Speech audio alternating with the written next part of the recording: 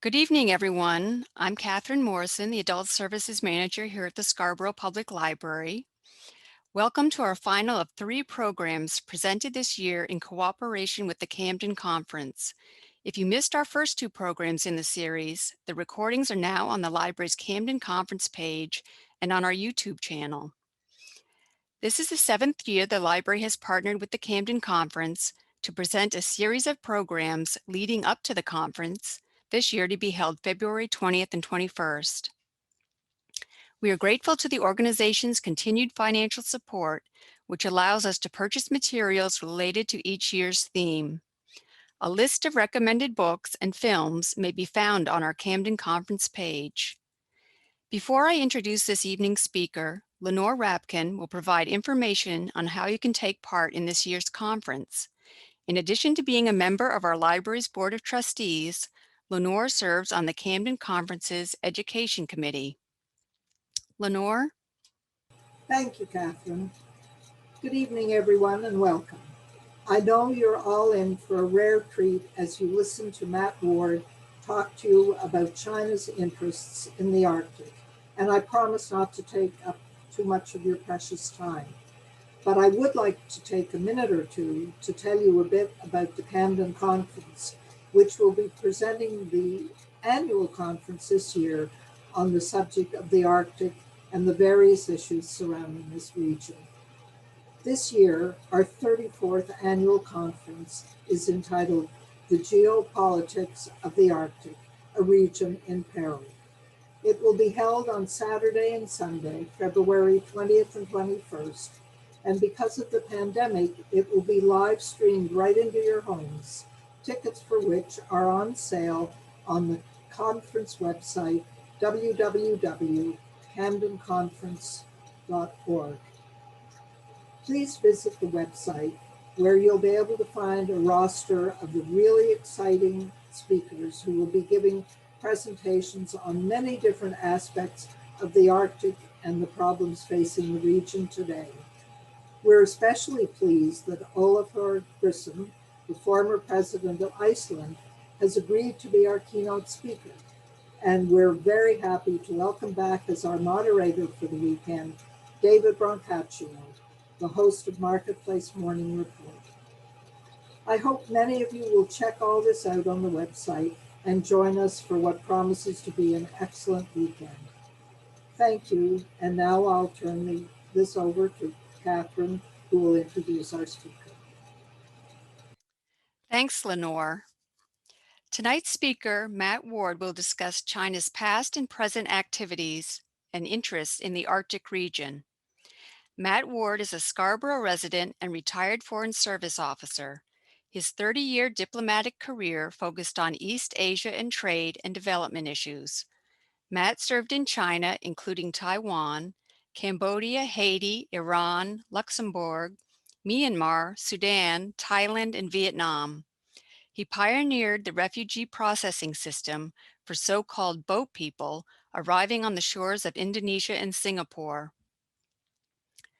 Ward's expertise earned him a position in both the Bush and Clinton administrations, where he served as Director for European Economies in Transition. This office oversaw trade relations with the new nation states that manifested after the dissolution of the former Soviet Union. In addition, Mr. Ward has served on numerous councils, boards, committees, and associations, including the Scarborough Public Library Board of Trustees. Matt, welcome back to the library. Hello. First of all, I want to thank Catherine for the kind introduction. It was very, very nice. It is always a pleasure to participate in the Camden Conference series for libraries. I have long worked with the Camden Conference, and Maine should be proud of having the infrastructure to annually provide a really well done academic, practical discussion of international issues. This year, of course, it's the geopolitics of the Arctic, and a discussion of that subject would not be complete without a discussion of China's involvement in the Arctic. 50 or 60 years ago, we would not have thought of China as an Arctic player. But today, it is in fact a leader in scientific research, including Arctic research. And the Arctic has special significance for China. Before we begin, I want to start with just China's place in the world. And I want you to focus on this map.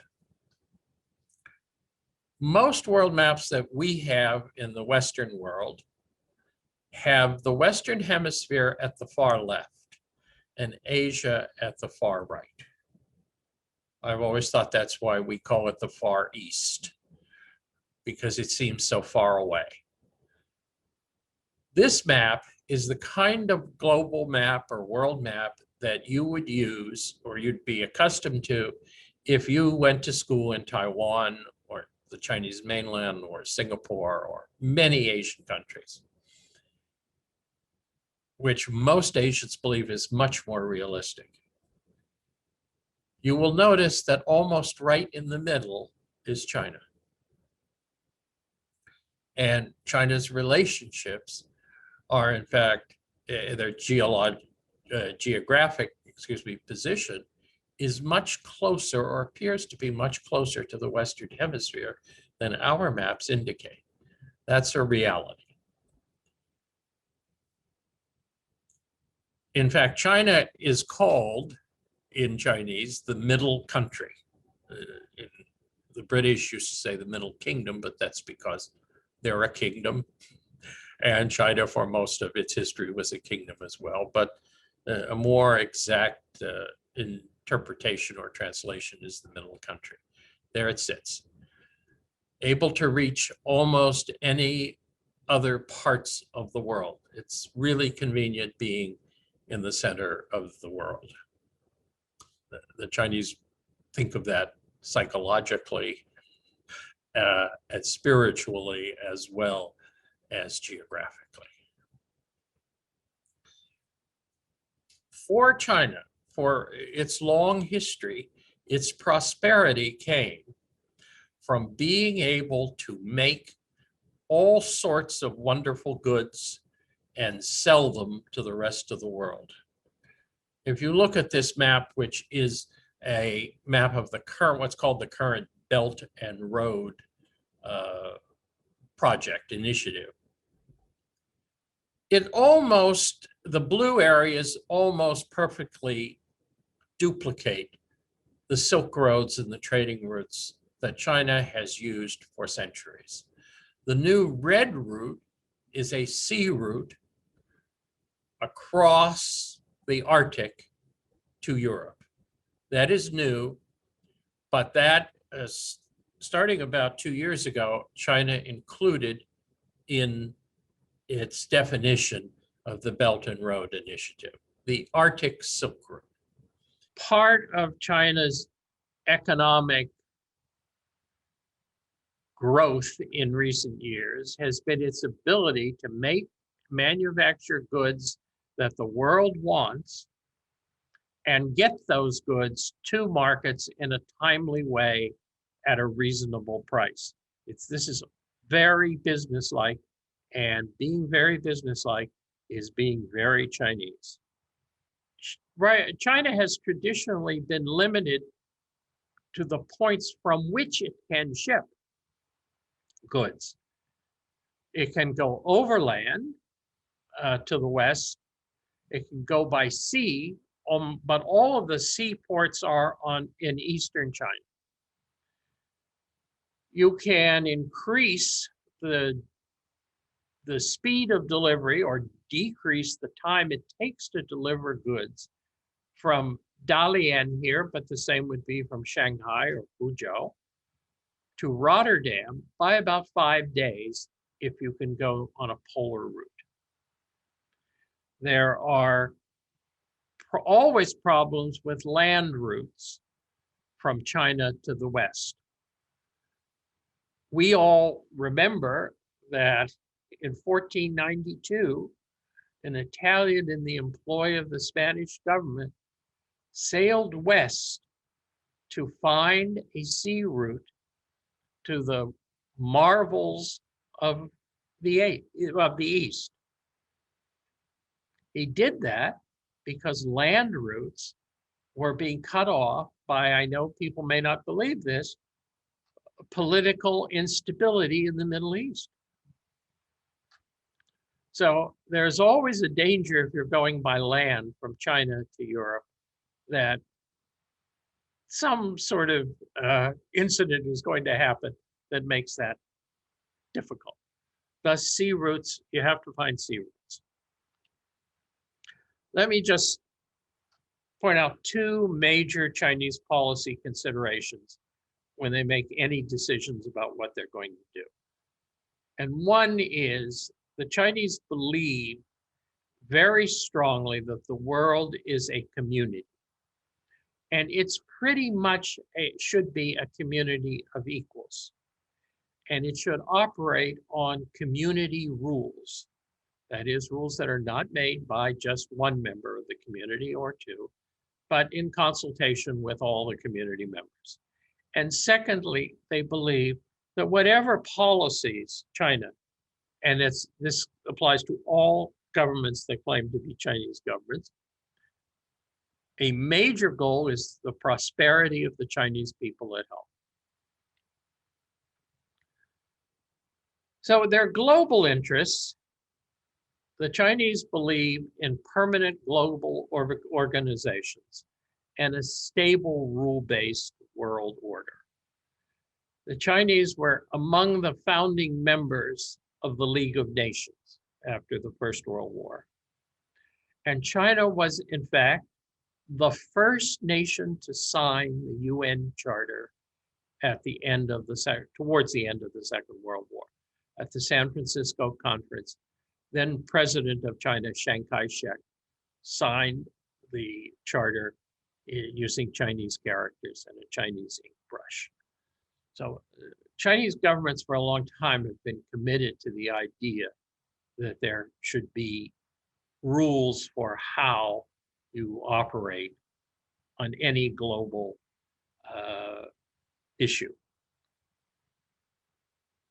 Economically, the current Chinese government, which was not the case for the Maoist system, but certainly was for the Republic of China and the Chiang Kai-shek government, that's the Chinese government that's currently on Taiwan, the Chinese have believed in free international trade, open trade routes and protected trade routes, which means everybody pitches in and protects them. Nobody should control the free movement of commercial goods.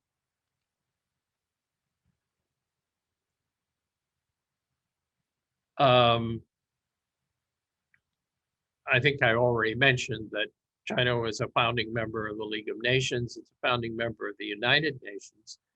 And it is the only non-European permanent member of the UN Security Council.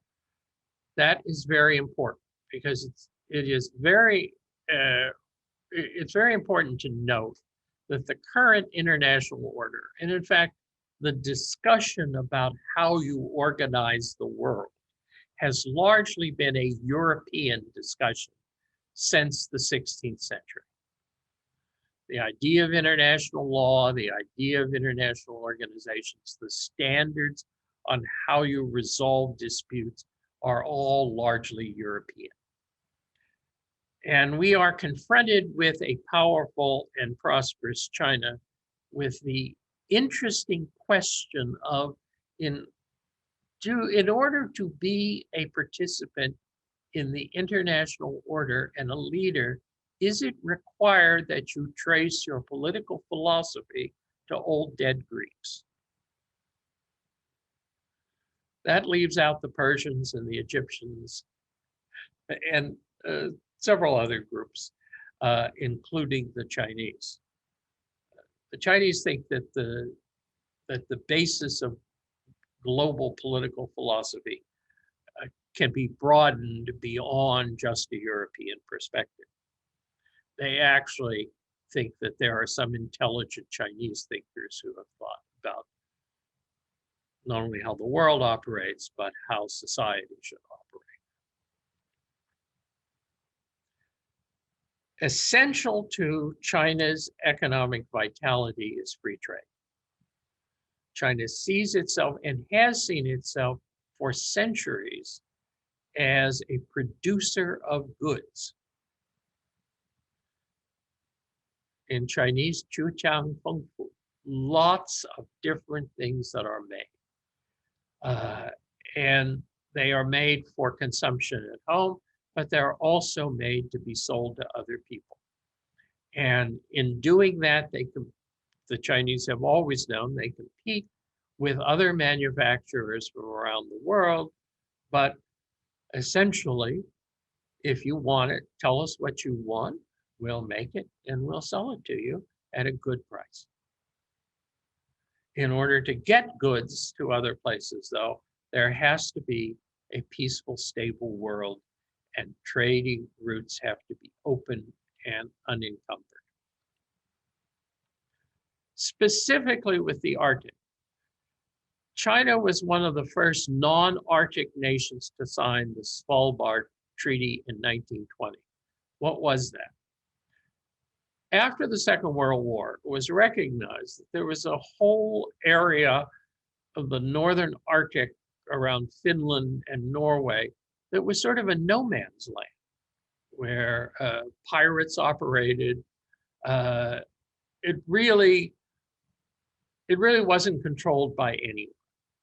And in part, that was because of the Bolshevik Revolution. Russia had overthrown the Tsarist government, and the new governments just hadn't focused on expanding territorial control.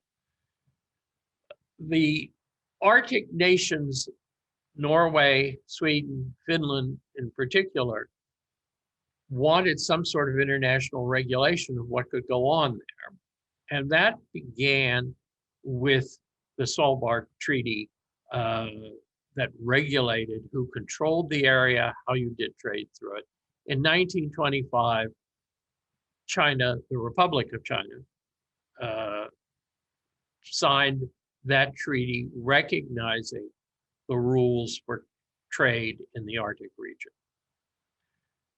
In 1988, China established a Polar Research Institute in Shanghai. It's an academic institute to study the Arctic, at that time without the intention of trading through the Arctic, but just to be a scientific research institute equal to the kind that you would find in Europe.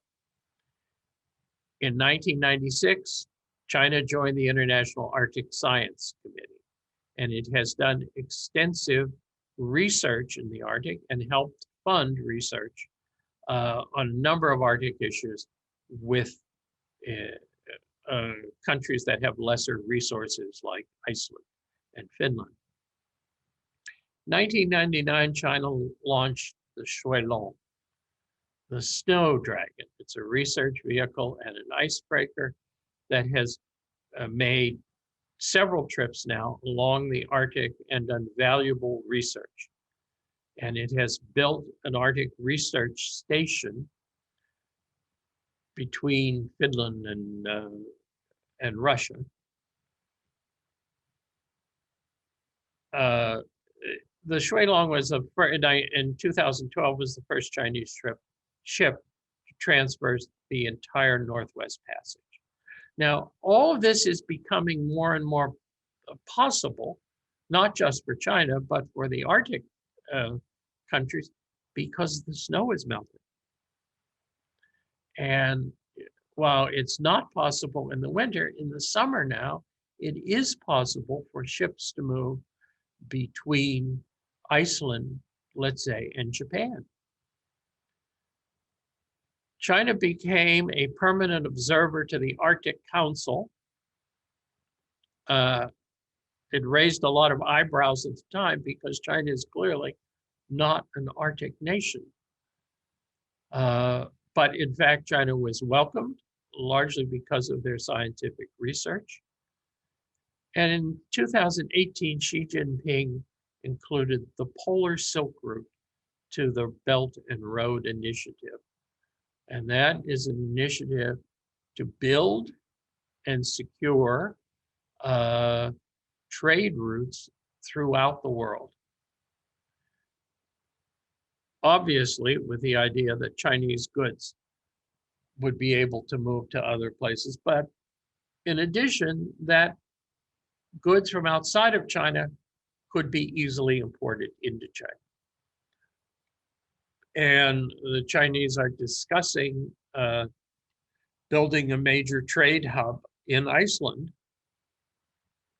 They are looking forward to regular summertime trips of goods in both directions from Rotterdam in the Netherlands. So for those who see China's expansion as a threat, this is a devious plot to control trade routes. For those who would welcome the opportunity of trading, that is, of selling goods to China, which in the next 20 years will be the largest consumer market in the world, then this is a welcomed idea. The idea that you get all countries to recognize that certain rail routes, certain highways should be maintained, and that goods can move back and forth is a good. It's good. It depends on how you look at it. But from the Chinese point of view, there's nothing bad about trade, and there's nothing bad about secure trade routes. So from their point of view, whatever can be done to secure those. And the Arctic, if it can be traversed by large shipping vessels, should be used as a trade route. Now, this does cause complications for the Chinese, because to get from Shanghai or Dalian to Rotterdam, you almost have to go at some point through Russian territorial waters. And the Chinese have not historically gotten along well with the Russians. They don't to this day. They don't particularly like the Russians, and they don't want to have to deal with it. But, you know, that's one of the things you have to do in a global society, is you're going to have to deal with people you don't like. That is an issue. And the Chinese would prefer that you have a global international standards for how trade routes are protected, and what the standards are, which makes it easier with dealing with people that you don't particularly like. There's also the question of climate change and protection for the environment, because the Chinese government has made a commitment in Paris to protect the environment and to decrease the effects of climate change. So how does that interact with the use of the Arctic route for trade? That's an issue which I'm sure is going to be discussed at the Camden Conference.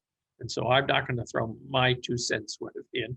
I will let the experts on the Arctic talk about how you balance trade routes and climate control. But in fact, to a certain extent, that exists in trade routes anywhere, or the establishment of business and manufacturing anywhere. How do you balance that with the needs to protect the environment? I mean, we have just made the Canadian government very annoyed with canceling the Keystone pipeline, but you have to figure out what your priorities are, and you have to take a stand.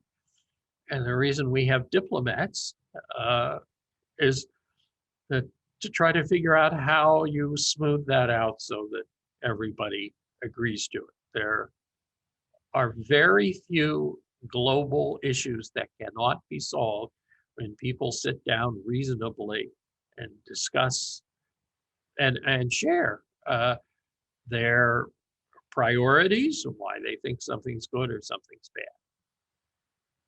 So I will leave that there and allow people now to just ask questions, and I'll try to answer them. A question from Laura. She says, do goods flow into China as freely as their goods flow into other countries?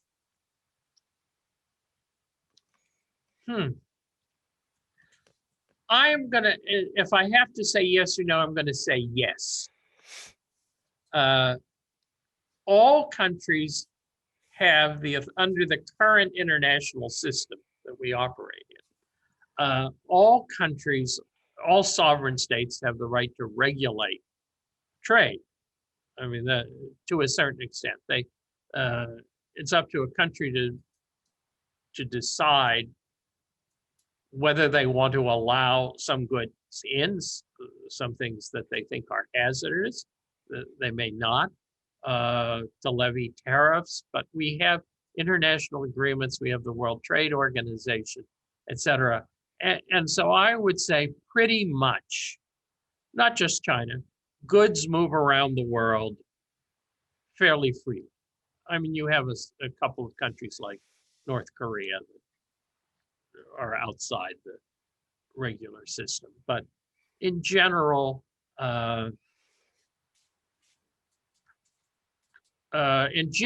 yes, they do move. Now, I have to point out that in the last 4 years, the American administration has taken steps to dramatically restrict certain Chinese goods. That is an anomaly. That is not the traditional, well, not only just Chinese goods, but goods from a lot of parts of the world. That's an anomaly. That isn't how the international trading system generally works. And some of that may change in the next couple of years. But, generally, Colombia sells coffee to everybody who wants coffee. There may be somebody who doesn't want to let it in. The Philippines sells sugar to whoever wants sugar. We have a pretty open, Adam Smith and Andrew Carnegie would be proud of the system that we have right now that allows goods to move from one country to another. This is a question about the Paris climate change agreement. Does China have to start emissions control in 2050? China, this presentation is on really the trade routes, but China already has a plan for emissions control that's well within the requirements of the Paris Agreement. The Chinese are very committed to the Paris Agreement. Okay. And then this is a question from Antonia. What exactly are the Russian threats to the route? Well, from the Chinese point of view, all right, many countries, including our own, see threats where if you were sitting on Mars and looking down, you wouldn't see it. That has to do with every country's national attitude. The Chinese essentially don't trust the Russians, and thus they are wary about ships loaded with Chinese goods that would get halfway across the Arctic and then for some reason would be forced into a port until the Arctic iced over and then they would never get delivered. That is the same. The Chinese have the same mania about the Taiwan Straits and the South China Sea, that some actor, I won't mention any names, but their initials are USA, might come in and stop goods from moving. Part of why they fortified islands in the South China Sea is to protect trade routes. Something like 68% of the world's trade moves between the Malacca Straits around Singapore through the South China Sea and the Taiwan Strait. Now, if you stop and think about the major actors, Japan, Korea, Taiwan, mainland China, etc., where goods are produced and consumed, it's very important that those routes stay open and not be a cause of conflict, not be closed because of military conflict. So China has that concern about every place in the world, because remember, looking back at history, or looking at history, because the Chinese look forward at history, the Chinese experience over centuries has been that prosperity and trade can be interrupted by political or military disputes. That's what happened in the 14th, 15th, 16th century. So that applies worldwide.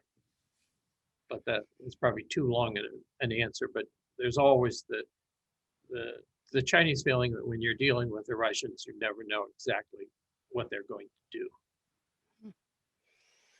Well, this may relate to what you were just saying. Barbara has a comment. I'm surprised you say the Chinese make policy only by looking at the past. I always thought they were looking several decades down the road. How do I explain this? In Chinese, when you talk about the past, literally in Chinese, you say in front of my face. When you talk about the future, you say behind my head. This is just an attitude.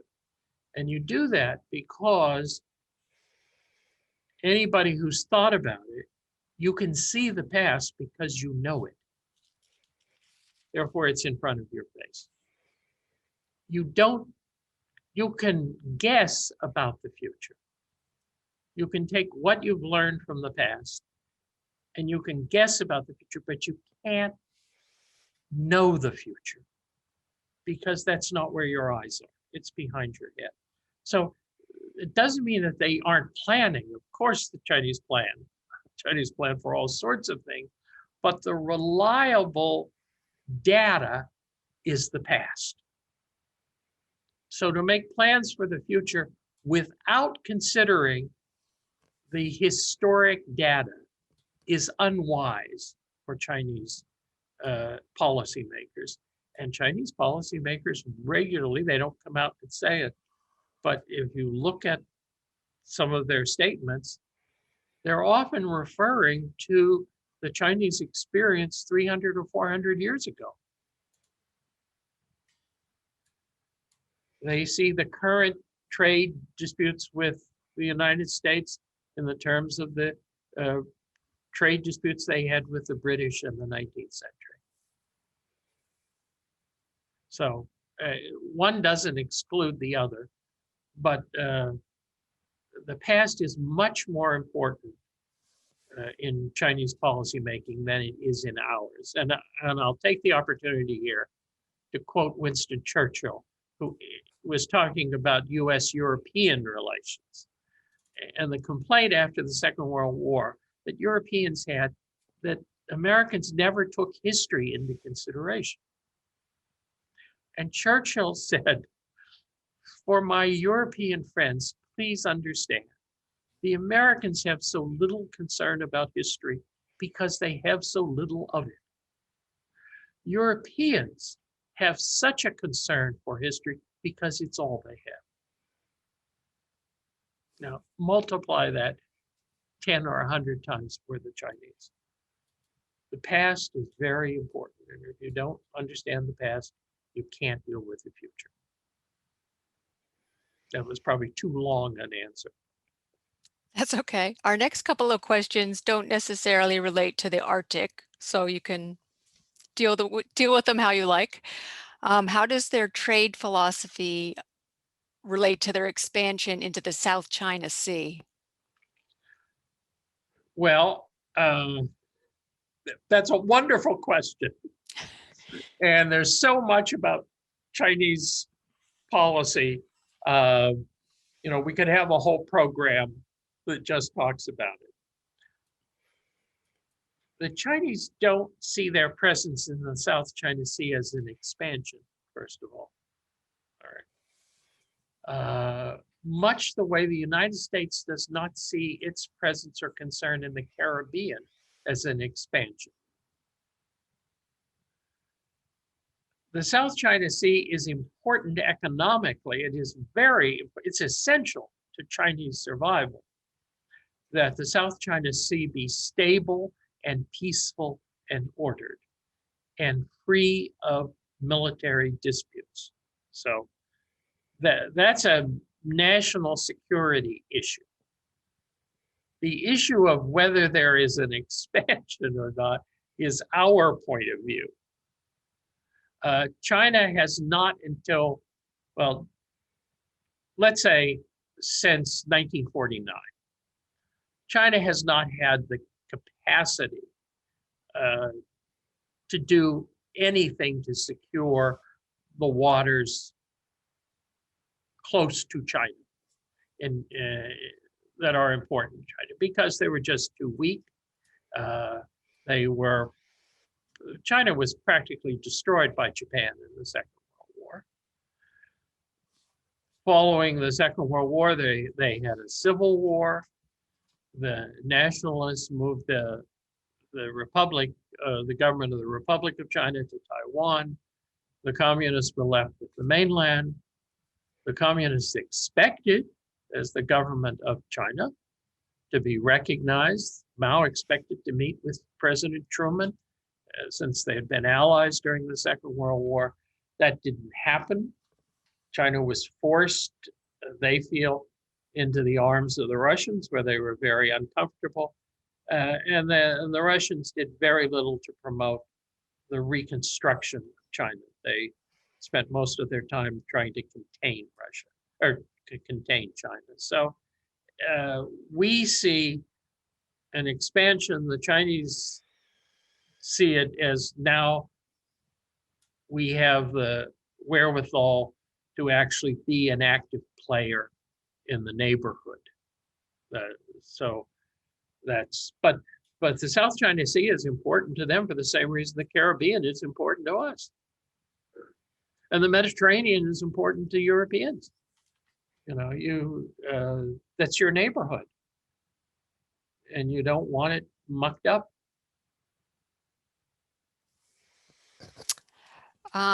Does China consider trade route security as trade route control?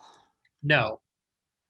The Chinese believe that trade routes should be secured globally, that there should be an international agreements about how trade is handled. And essentially, if it's non-military, it should be free.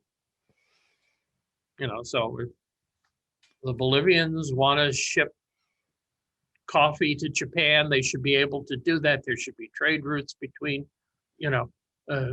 maybe for Bolivia, it means shipping it to a Mexican port and then across the Pacific. But essentially, the Panama Canal should be international and open for everyone. The Suez Canal should be open and available to everyone. The Taiwan Straits should be open and available to everyone. The Malacca Straits should be these little choke points. You shouldn't be in a position where any one country can cut off trade. Nancy's asking about China's experience with North Korea and trade routes. Well, I don't know there's only one or two routes in or out of North Korea to China. There are highways. I guess there are seaports as well. By international agreement, there's very little trade with the rest of the world with North Korea because of North Korea's behavior. And the Chinese endorse that.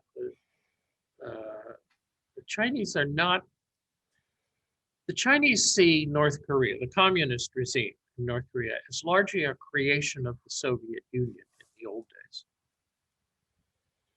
And once the Soviet Union fell apart, they're sort of stuck with having to maintain North Korea, because the total collapse of North Korea means millions of Koreans will pour into China, and they don't want that.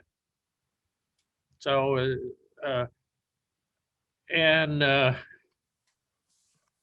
there is also, this is looking back centuries, the Chinese have always sort of seen the Koreans, or the Kingdom of Korea, whichever one it was, and over centuries there have been variations, as the good, dutiful oldest son in a Confucian family. The father, of course, is the Emperor of China. There's a second younger son that isn't terribly well behaved, not very disciplined, and that's Vietnam. And how does a good father deal with those two? This is still going on. So, but trade with North Korea is not terribly important to the Chinese. The Chinese took a lot of time after we recognized the government in Beijing. One of the most complicated diplomatic maneuvering was, how does the South Korean government deal with the Chinese? Because there is trade. South Korea and Taiwan are the two major sources of computer chips for China. Now that the United States has said they won't allow American computer chips to be sold to China, because the Chinese are going to make them into something else that will threaten American security. But North Korea is just a little annoyance that's sitting up there northeast of China as far as the Chinese are concerned. And if they don't behave themselves, then what is a good Confucian father to do? Here's a question from Tom. What kind of shifts in these long-standing Chinese global trade philosophies occurred after 1949? Is there a tension between the free trade aspects of these philosophies and Maoism? Well, yes. Mao was not a globalist, really, nor was Mao a free trader, nor was Mao a capitalist. Maoism was a very unique brand, let's say, interpretation of communism. The Soviets never thought Mao was a real communist. They used to call him a radish communist, meaning he was red on the outside, but when you bit into it, he was white. And that is because part of this is linguistic. Part of this is the way you say things in Chinese. But when you say Chinese communist, for instance, we in the West, including in Russia, focus on communists. The Chinese focus on Chinese. But Mao was a wonderful revolutionary. He did bring China back to being one whole country, for which the Chinese people will always be grateful. But he was a terrible leader, and his economic policy was idiotic. He practically bankrupted the country. He told the country with the largest population on Earth and no real resources to go out and have more children, because birth control was a Western plot to keep the Chinese down. So there is nothing about Maoism, well, that's an exaggeration, but let's say largely. Maoism is not consistent with 3,000 years of Chinese history leading up to it. And the contemporary approach of the leadership in Beijing, you could almost place their policies on religion, their policies on trade, their policies on national identification, are, you could place them about the middle of the Qing dynasty. They're almost classic Chinese policies. The Chinese have always believed in business. That's what the Chinese do. They do it really well. And to have prevented markets from operating in China under Mao was, well, it wasn't Chinese. And then on top of that, Mao wanted to modernize China. And what was in the way? Well, all of these old-fashioned Chinese ideas about being Chinese. So the great proletarian cultural revolution set the country back 100 years, you know. So you have to sort of take Maoism out of traditional Chinese thinking. And Mao didn't like Confucius too, you know. I mean, he tried to stamp out Confucian thinking. That's back. This may be a broader question as well. Do the Chinese Belt and Road initiatives consist not only of a desire to trade, but also a way of dominating a country's economy and perhaps its foreign policy? Well, that's a wonderful question. And I would say the answer to that depends on which network you watch in the United States.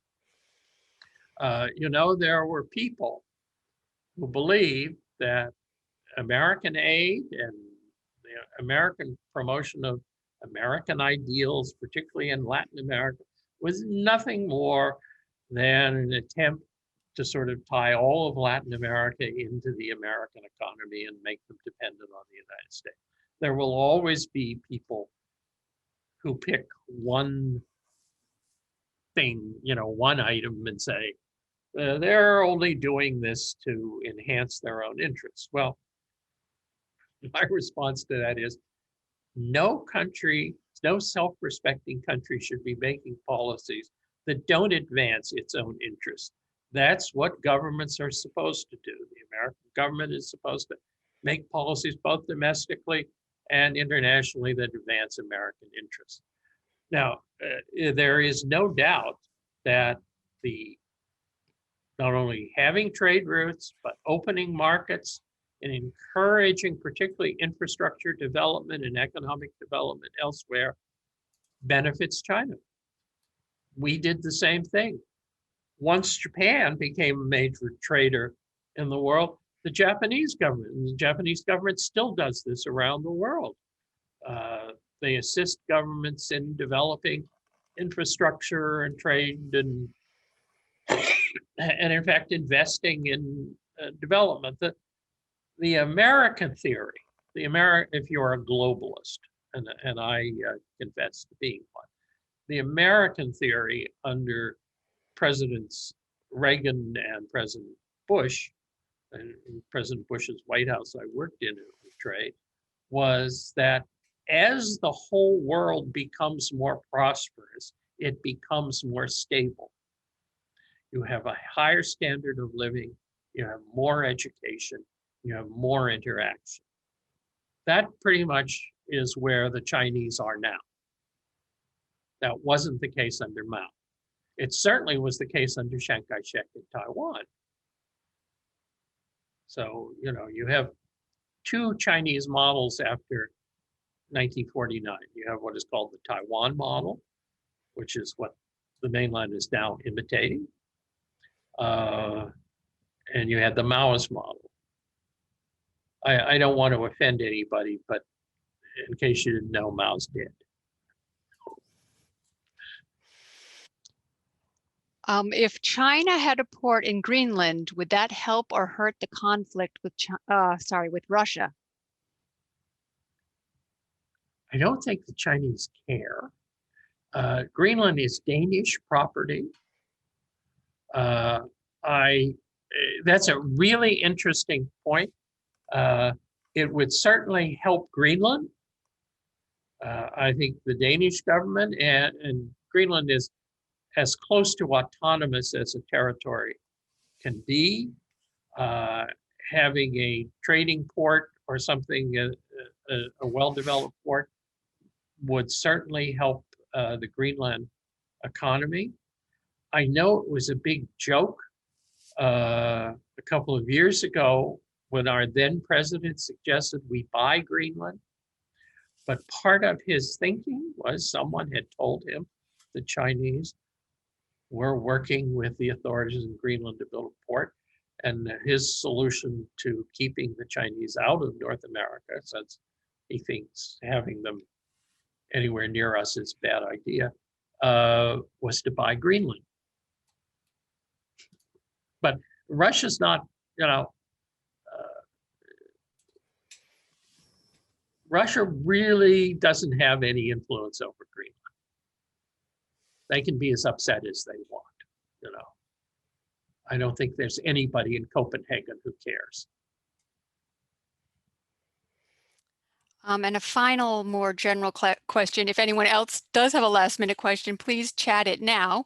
But someone's asking do you see things improving between the United States and China with the new administration? I'm assuming they're asking. I'm going to answer that simply with no. And I'm going to tell you why. And I'll try not to be too verbose on this. But the relationship between China and the United States is probably the worst it has been since 1949. And that is largely because of the US policies towards China during the last administration. Now, are some of those justified? Yes. But a characteristic of public policy in the previous administration has been about 15% facts, about 60% theatrics, and maybe another 25% of just invention. There's no reason not to presume that if you do that in domestic public policy, you're going to do that in international policy. And that has affected our relationship with people all over the world. It has certainly undermined a working relationship with the Chinese. I know that we often think the Chinese are inscrutable. They think we are too. They have a very hard time understanding the logic behind a lot of our policies. They do understand clearly what we want and what we don't want.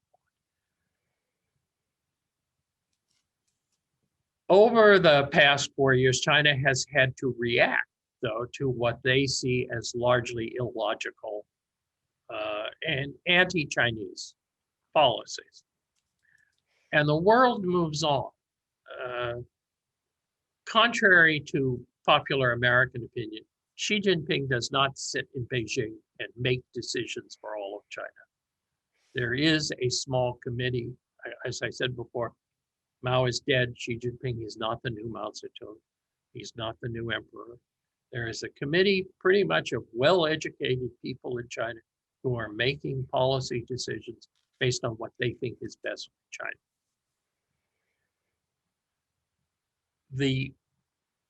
It is very hard right now in China to be pro-American. And beginning with Deng Xiaoping and Jiang Zemin, there was a very strong element of pro-American thinking in Chinese domestic policy and Chinese international policy. Wherever those guys have gone, they are hiding under their desks right now. Nobody wants to be the person who stands up and says, let's cooperate with the United States, because they think the United States is out to get them. And the younger people, the Chinese Communist Party is made up of about 750,000 people. That's all in a country of 1.4 billion. 60% of the party membership is under 40. Many of them, you join the Communist Party in China because you want to be involved in government. Many of them have been educated abroad. They know the outside world as well as anybody else. And there is a growing concern, and I think there are other China watchers who agree with me, The foreign ministry appears to be overtaken by a group that the Chinese call wolf warriors, what we would sort of call hawks here. And we're not going to be polite Confucian people anymore. You call us a name, we're going to call you a name. Say we do something wrong, we're going to point out something you do wrong. That's not a sound basis for international cooperation. Now, having said that, under the current international system, the global system that Woodrow Wilson called the New World Order when he advocated the League of Nations, Franklin Roosevelt called the New World Order when he advocated the United Nations. There are essentially four power centers. Europe, France and England are the permanent members of the Security Council, but Europe, the United States, Russia, and China. We can be, and we would be welcomed, except for by the Russians, by the Chinese, and by the Europeans as the leaders of that world order, as long as those three, Europe, China, and the United States, get along. The outsider is Russia. The Chinese don't trust the Russians, and they don't think the Russians are up to any good. But if you're a Russian, what you want to do is stop that alliance of Europe, China, and the United States from working. You don't want the Americans to be able to play their China card. You don't want the Chinese to be able to play their American card. You don't want the Europeans to be able to play the American card. Right now, there's a new administration and they've got a lot of work to do, but the way those four elements get along or don't get along is almost exactly, if I were advising Vladimir Putin, how I'd want the world to work. And if we want to change that, that is going to take a lot of work. But in our country, because we're a democracy, foreign policy is made largely not by the professionals, nor is military policy made by the professionals. It's made by politicians. And if you watch the Senate hearings on cabinet people who deal with national security, the Republicans on the committees have asked one consistent question every time for the Department of State, Department of Defense, the Secretary of the Treasury, and the Secretary of the UN. Is Chinese activity in Xinjiang genocide? If you say yes, you get approved. If you say no, and everyone has said yes, they know the cues, except Ambassador Greenfield, who's a career Foreign Service officer who's been nominated for the UN, and she was not willing to say that.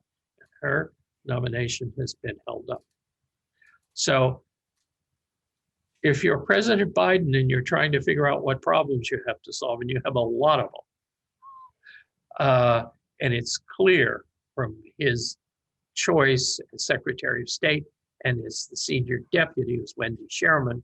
Wendy Sherman was the lead negotiator on the Iran nuclear deal.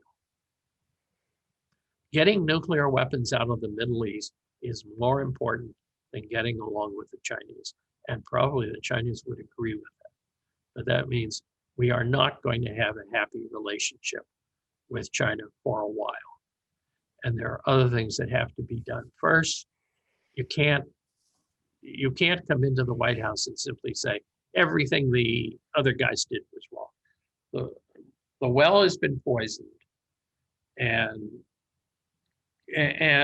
countries don't have to hug one another and sing Kumbaya every weekend together. They have to be willing to cooperate on important things, and the willingness in China. I think it is going to, it's hard for Xi Jinping to convince people that we ought to be cooperating with the Americans. There is no sentiment in the United States. You know, right now, China's just the evil empire. And so I am not very optimistic, frankly. Though it's a really important relationship. The peace in the Pacific depends upon it. But, you know, we've made mistakes before. Okay, I don't see any other questions. Oh, we do have one question here, which is also, I guess, not related to the Arctic, so you can take this or not. Is Chinese policy toward the Uyghurs genocide? That may have been what you were referencing. In my opinion, no. But, you know, that doesn't, and let me just explain something. China has a Muslim population. The population of Muslims in China is larger than the entire population of Saudi Arabia. Muslims have been living in China for centuries. Uyghur is an invented term that Mao made up, drawing on some arcane Turkic Chinese phrase that went back 2,000 years. It's sort of like we made up the term Hispanic. Okay, what does that actually mean? But what it does refer to are Kazakh and Xinjiang in English before 1949 was called Chinese Turkestan. And the people who live there are both settled and nomadic Turkic people. In Chinese, they were called Turk. And Kazakhs as well. They've been there for a long time. They'll be there for a long time. They've contributed heavily to Chinese armies over the time. They're particularly known for military skills. The current issue traces itself to the fact that about 5 years ago, we say sporadic, but it was a consistent series of domestic terrorist events in Urumqi, that's the capital of Xinjiang, where school buses were blown up, police stations were blown up, recognizable. All right, the Chinese sent more troops there. The troops didn't really, you still had good people who were suicide bombers, etc. In doing research, the Chinese found out that most of the perpetrators, I think some of them were foreign, but most of them were Uyghurs, we'll call them Uyghurs, who had gone abroad and had worked in Pakistan or in Saudi Arabia or other places and came back with the general ideas that we internationally call jihadism.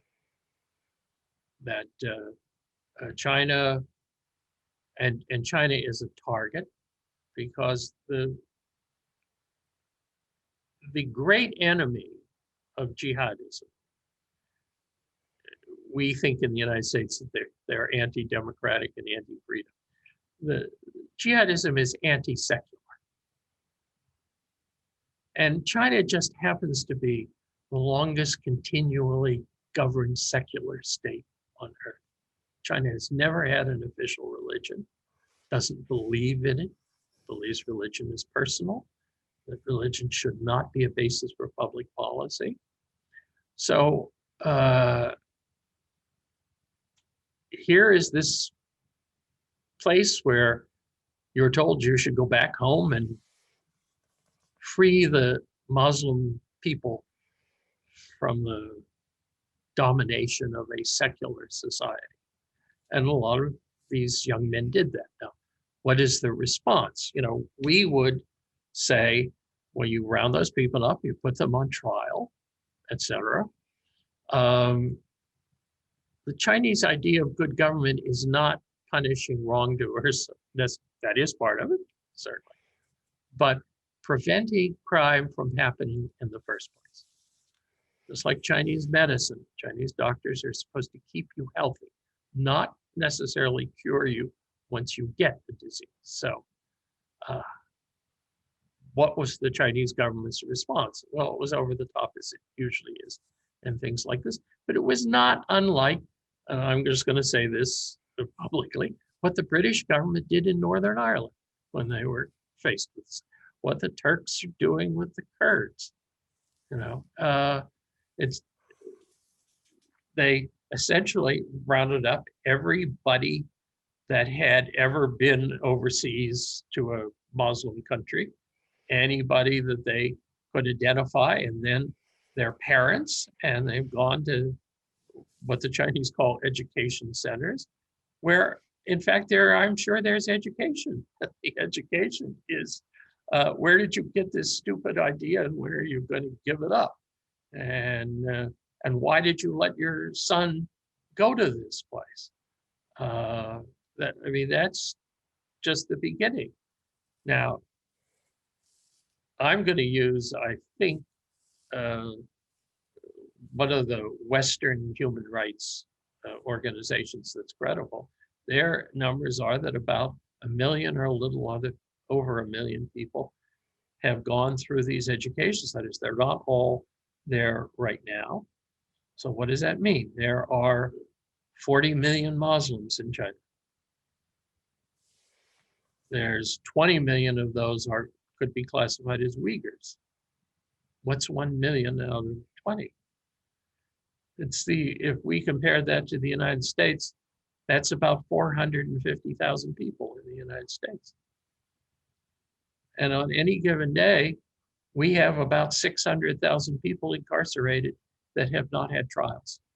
They're awaiting trials or something else. So it's hard to say that's genocide. Now, let me go to, then there's that wonderful issue of cultural genocide. Well, culture changes, and I would say that the Chinese have used this opportunity to ensure that a lot of modernizing Chinese laws are followed in Xinjiang. Under Mao, the ethnic minorities were kept separate. Han Chinese couldn't go into those areas. They were sort of like zoo exhibits where people wore their colorful native costumes and followed their traditional ways. That has all changed. Han Chinese are working in Xinjiang. Tibetans are working in Xinjiang. Excuse me, there are a lot of cultural influences coming in. One of the unplanned results of the one child, one family, which only applied to Han Chinese, did not apply to the ethnic minorities like the Uyghurs or the Tibetans until recently. Now you can, if you're a Han Chinese, you can have 2 children. If you're a minority, you can have 3.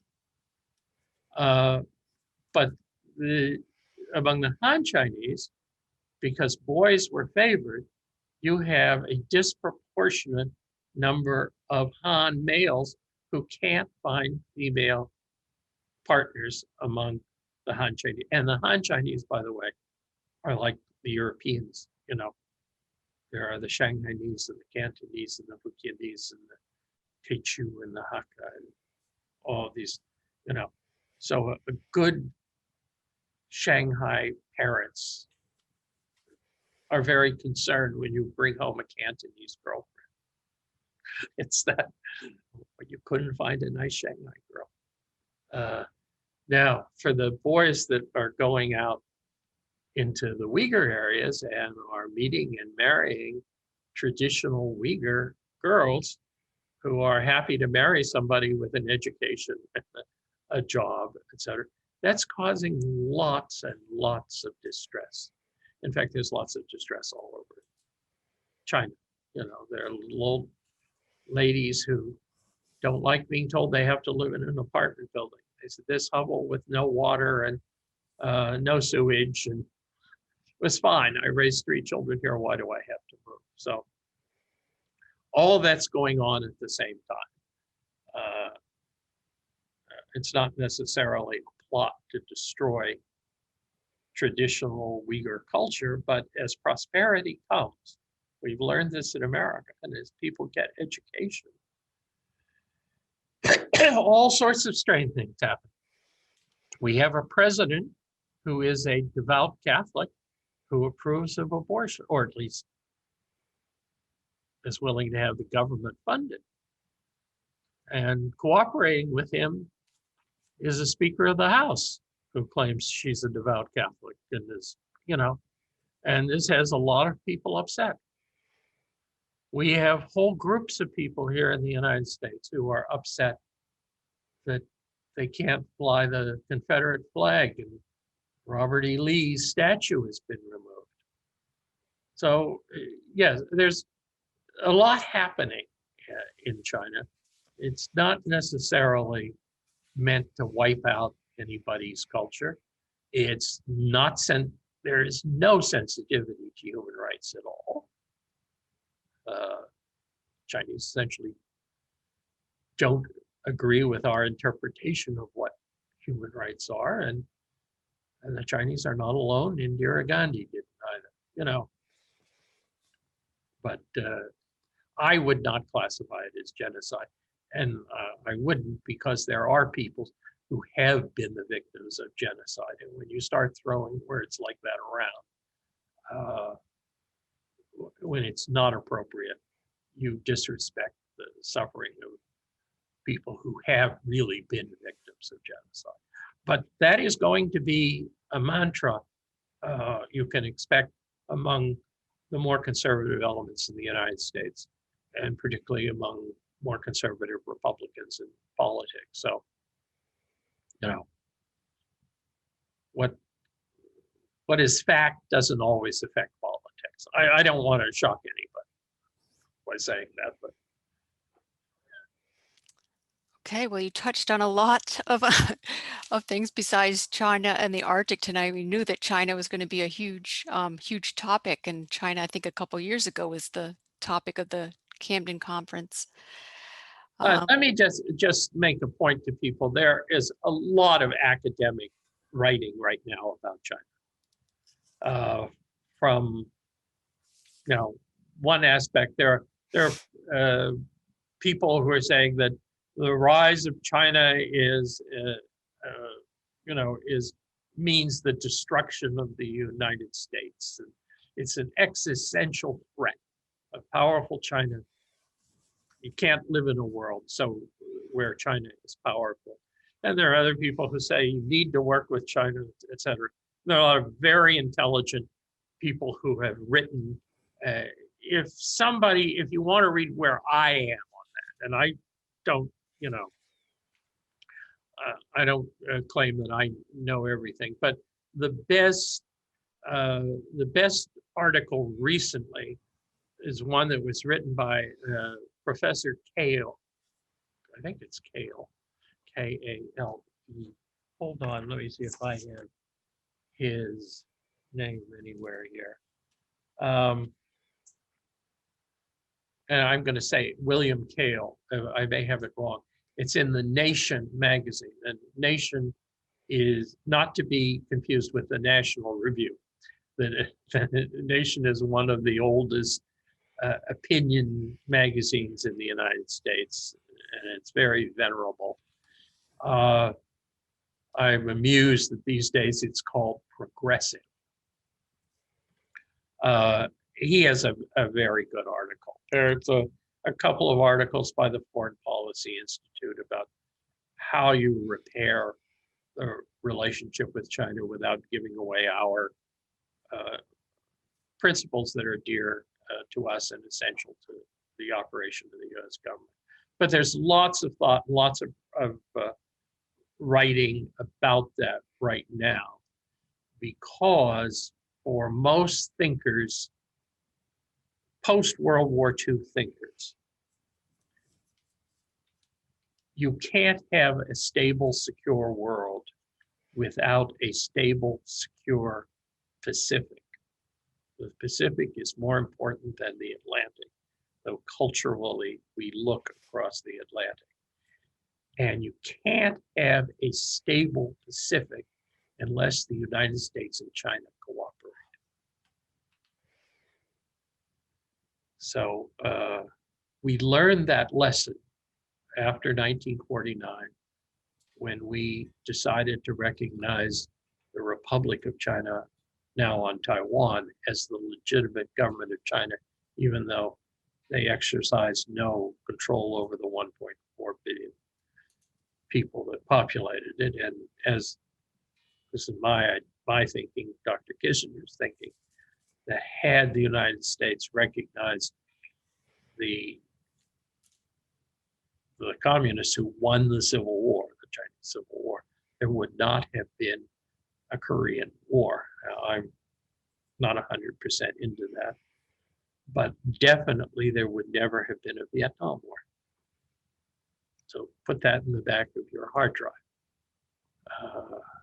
It's our, when you refuse to deal with people because they're different or think differently, you can get away with that if it's Nicaragua, probably.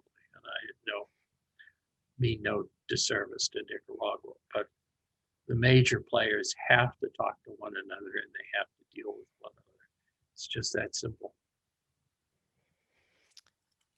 Okay, Matt, there's just one last question, which maybe is a quick answer. I missed this because it went through the Q&A instead of the chat. It says, China's been doing research in the Arctic. Are they also doing research in Antarctica? Yes, yes. They are. Okay. Same type of research. Okay, so that answers, thank you for taking all of those very in-depth, broad questions about China, and thank you for coming back to the library and participating in our final Camden Conference program. And we hope that some people will take advantage of going to the Camden Conference, which is being streamed and remotely into your homes this year due to the pandemic. So check out their website, www.camdenconference.org, and check out our webpage to find the previous programs and also the reading lists and film list of recommended titles on this subject. So thank you everyone for coming. And thanks again, Matt. It's my pleasure.